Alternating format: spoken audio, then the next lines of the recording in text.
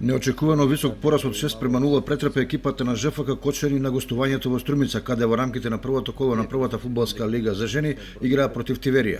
Кочанченки се надеваа на неизвестен меч во кој ќе одлучуваат нијанси, меѓутоа не идоа на расположен противник кој знаеше да ги казни сите нивни грешки и да забележи убедлива победа. Инаку отворањето на сезоната во првата лига го карактеризира изворедна ефикасност, бидејќи на 6 надпревари фудбалерките постигнаа вкупно 54 гола.